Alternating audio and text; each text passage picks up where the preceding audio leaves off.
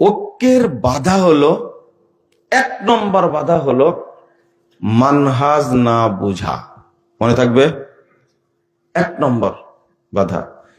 ভাষাটা আমার সাথে বলেন তো, মানহাজ না মাযহাব?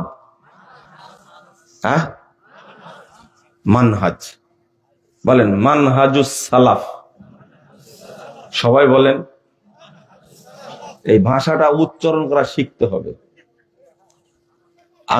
আমরা এটাকেই কুরবানি করে দিয়েছি আগে, তো এই জন্য আমাদের সমস্যা হয়েছে।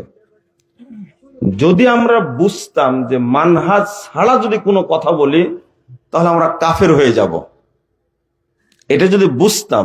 আবারও শুনেন, আমার কথাটা আপনার কাছে কড়া হতে পারে, কিন্তু কথা এটাই চূড়ান্ত। যদি মানহাজ বিরোধী কেউ কথা বলে বা কেউ মানহাজ বিরোধী কেউ যদি আমল করে, তাহলে সে কাফের হয়ে যাবে। কি হয়ে যাবে? এটা হলো কুফুরি।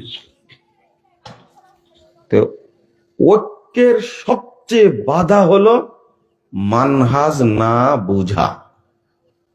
আল্লাহ বলছেন 48 নম্বর আয়াত সূরা মায়েদা, ওয়ালিকুল্লিন জাআলনা মিনকুম শিরআতাও ওয়া মিনহাজা। আমি আল্লাহ তোমাদের প্রত্যেককে শরীয়ত দিয়েছি এবং মানহাজ দিয়েছি। তাহলে শরীয়ত এক জিনিস, মানহাজ আরেক জিনিস। তো শরীয়ত এক জিনিস, মানহাজ এক জিনিস। আপনি এখন বলবেন আজীবন শুনেছি কোরআন এবং সুন্নাহ দিয়েছেন, আজকে আবার আলাদা বলছেন যে? কোরআন এবং সুন্নাহ হলো শরীয়ত, আর শরীয়ত মানার পদ্ধতির নাম হলো কি? মানহাজ। কথা কি মনে থাকবে?